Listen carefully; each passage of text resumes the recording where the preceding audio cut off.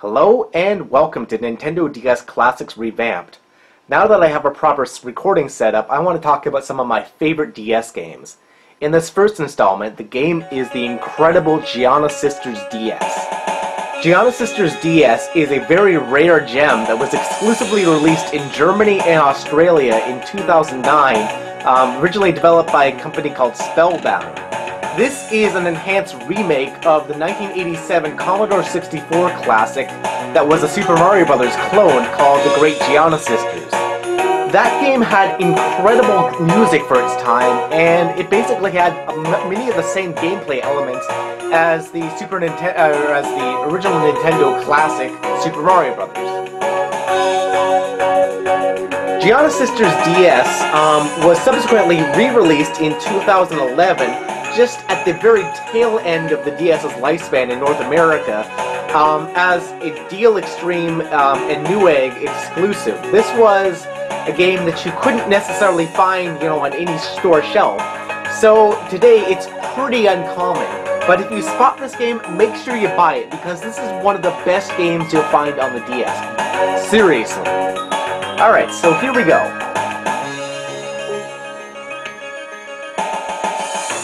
Oops.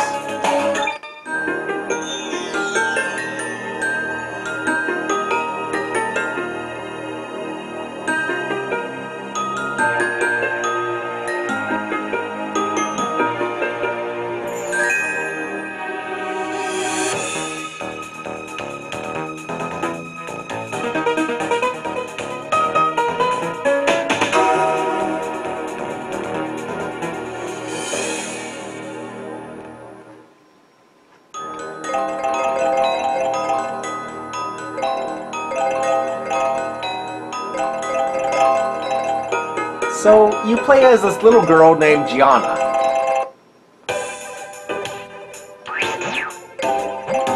You go around and collect gems. Jump on owls, just as if they're Goombas.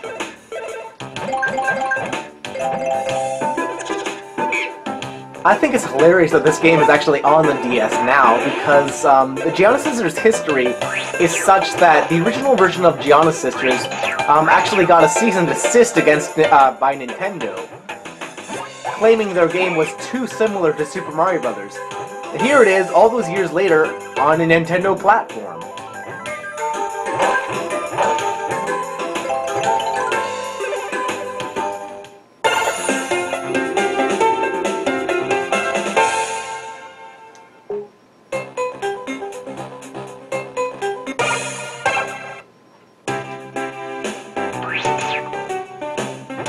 So, much like Mario, you can jump on blocks, break bricks, jump on enemies to defeat them, or throw fireballs.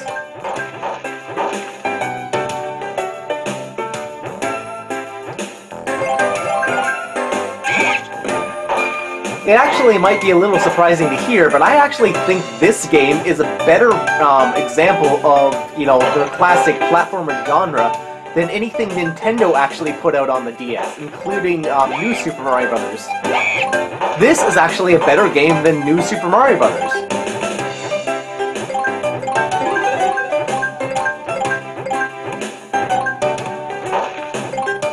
It might be a blatant copy, but it's a damn good one.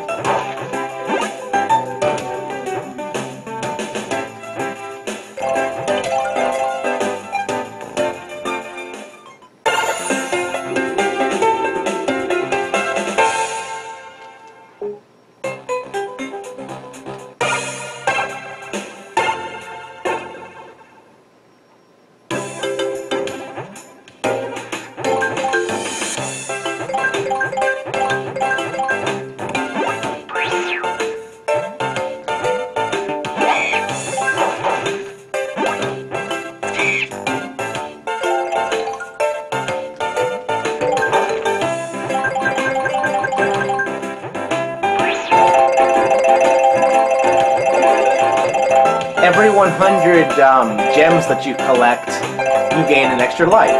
So they work exactly the same as the coins in Super Mario Bros.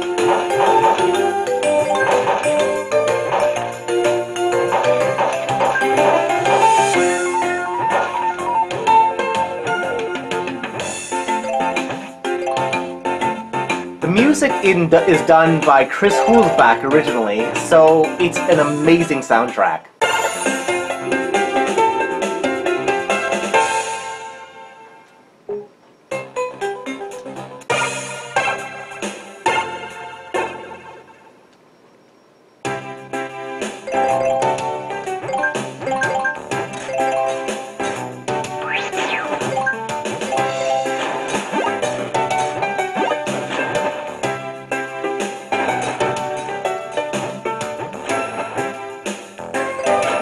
Big gems are worth 10 gems.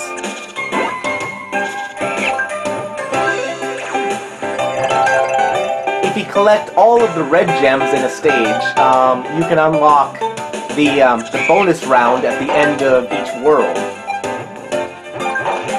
If you collect all of the red gems in the entire game, well, you get to unlock a special bonus, which is the entire revamped levels of the original Giana Sisters stages, complete with an exclusive remix of the great Giana Sisters music. It's a really nice throwback if people who remember the original Commodore 64 game.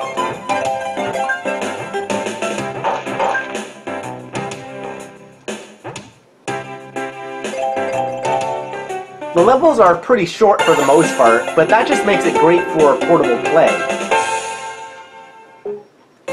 They're no shorter than, say, the levels in Super Mario Bros. 3. There's just a whole lot of them.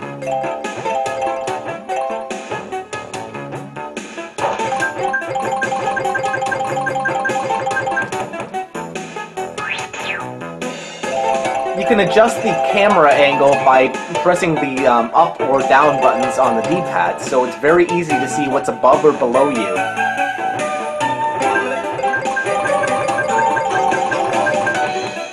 The controls are very simple. You press the B button to jump, or you press the A button to jump, and press the Y or X button to fire. The D-pad is used to, walk left and right. You can use the up and down arrows to really just change your camera angle. And you don't need to use the shoulder buttons at all. This game could be controlled with an NES controller.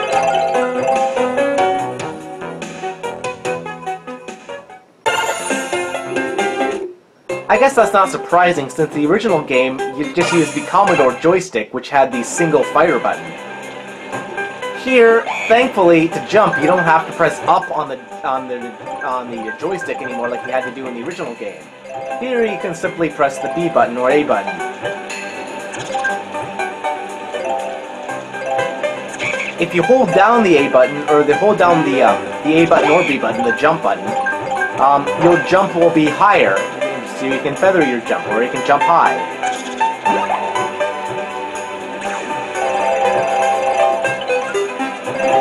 The game really does owe a whole lot to Super Mario Bros. This game is essentially a Mario clone. But of all the Mario clones out there, this is absolutely the best one.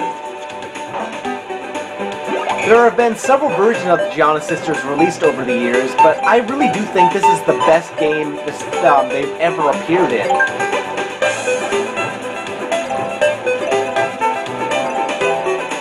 This game is also available for iOS and Android as simply called Giana Sisters, but the mobile platforms versions is not as good as this version here.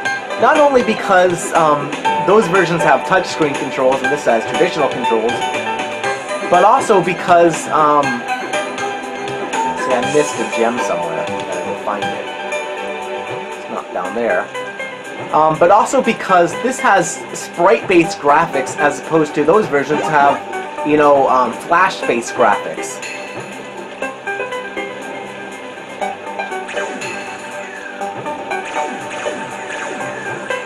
The reason I'm going back here is because I missed one of the gems. If I go down to the bottom screen, you'll see I got 3 out of 4. Ah, there it is. Clever, clever.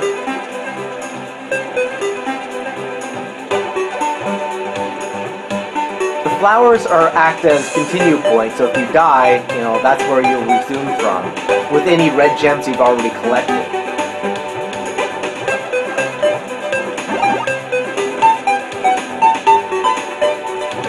Alright, there's the end of the stage.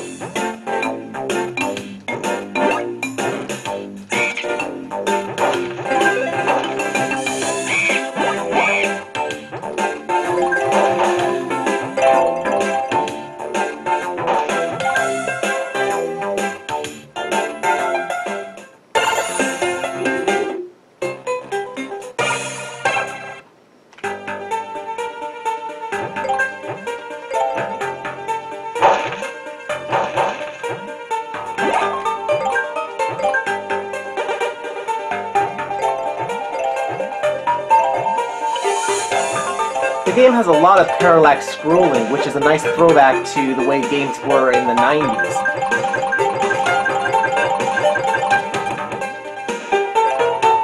This is one of the best old-school style games on the DS.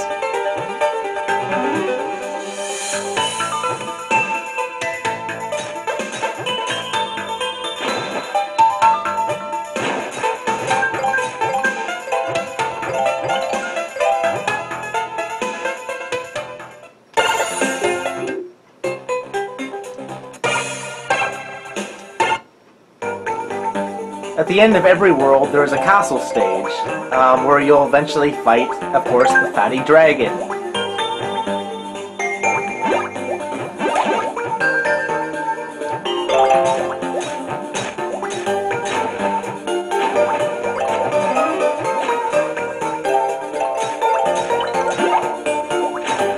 Some enemies are invincible, such as these piranha that jump out of the water.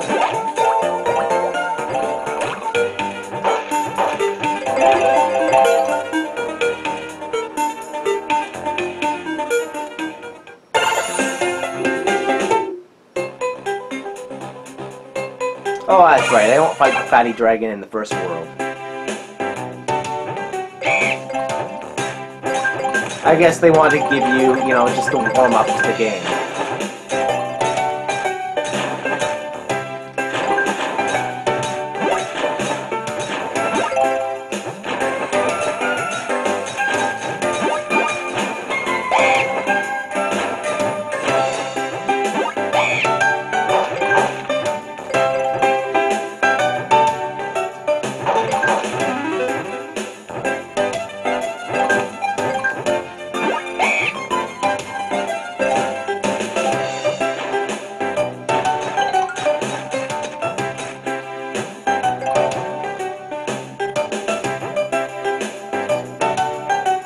The one thing that's kind of weird about this game is the fact that it's called Giana Sisers DS, but it only stars Giana. It doesn't star Giana's sister, Maria, whatsoever. She's not in this game at all. It's Giana's sister DS.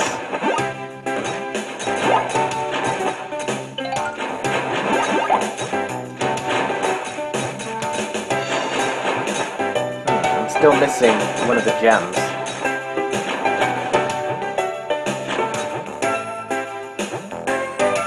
It's gotta be around somewhere.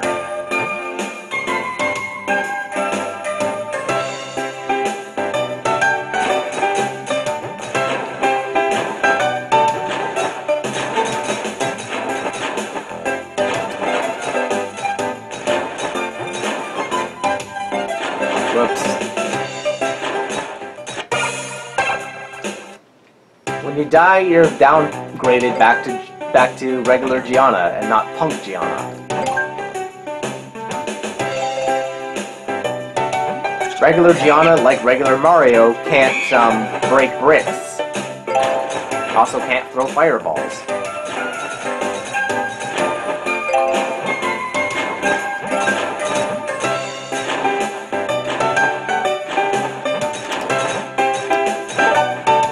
Get the Punk Ball, turn into Punk Giana.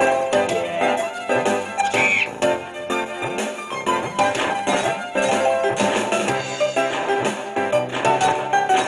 Whoops. Alright, let's try that yet again.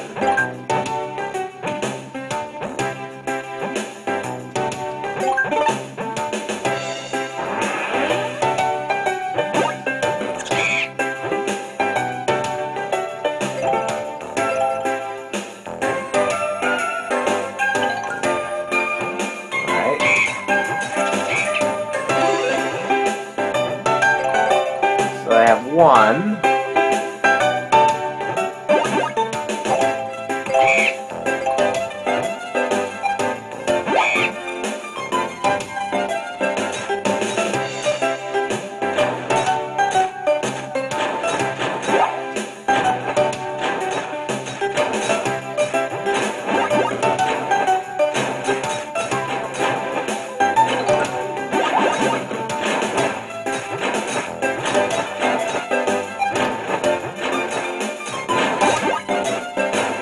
Oh well, I'm not worried about it. If you don't finish with all of the gems, you notice that it's the world. It has the flag, but it has a blue flag as opposed to the red flags. Okay, let's move on.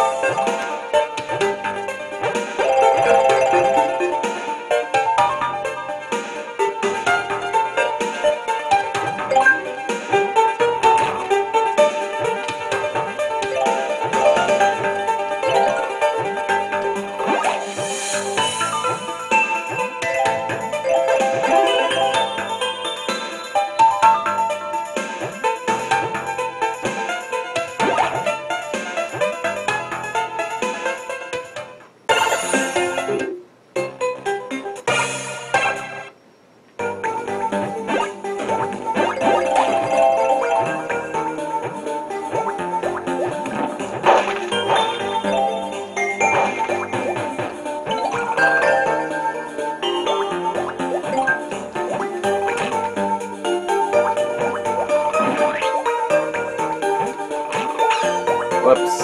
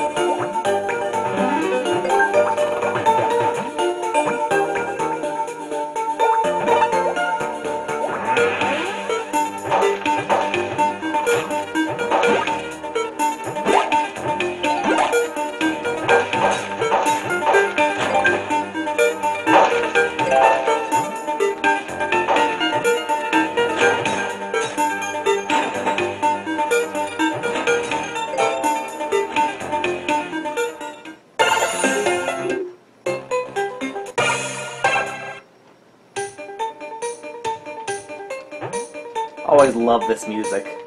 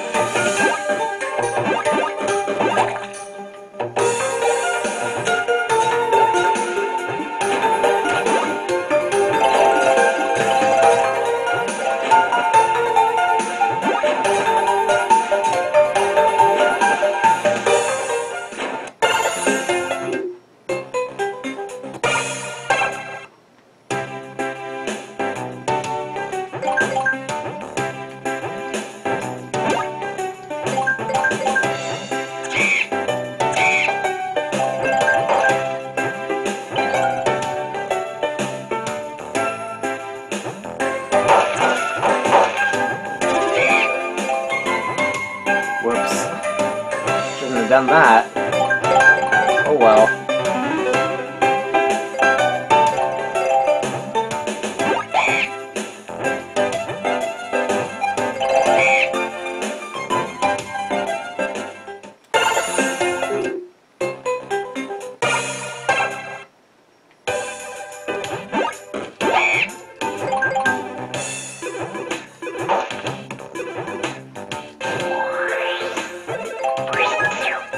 Chewing gum allows you to get up into like a ball of a balloon made of gum. It allows you to float in the air, but that requires the touch screen.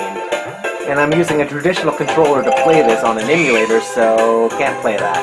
Sorry.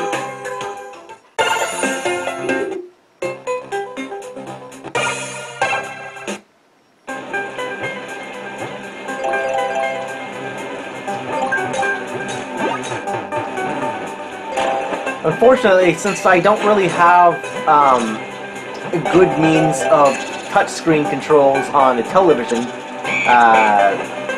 to record this, DS games that make extensive use of the touchscreen are kind of off the table for what I can show in DS Classics. Fortunately, games like this that use the touchscreen for basically nothing are very easy to use on the setup. This translates very well to a television experience, like a console-like experience. Still, I'd like to prefer to use the original hardware whenever possible, but it's really hard to film the DS screen. So this is a far better option, as I'm sure you can agree.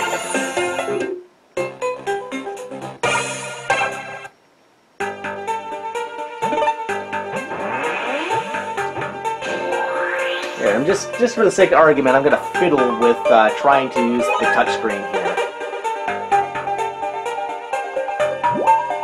There we go. So here's Bubble Giana. As much sense as this makes. But who cares? It's a fun gameplay mechanic.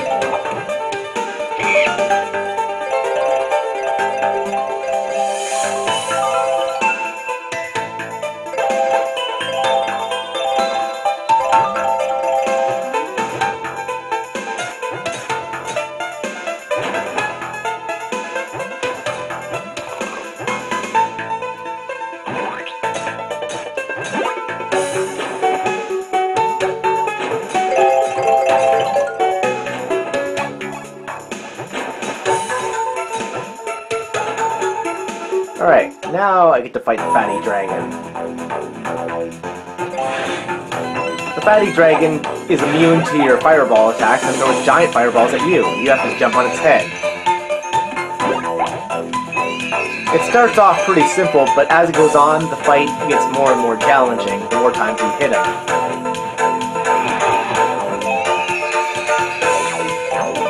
Fortunately, there are punk balls to make the boss fight a little easier. But since this was the first time encountering him, he's super simple. Well, anyway, that'll about do it for this video, so if you have any questions, let me know, guys, and once again, I'll see you next time. So thanks for watching, see you next time.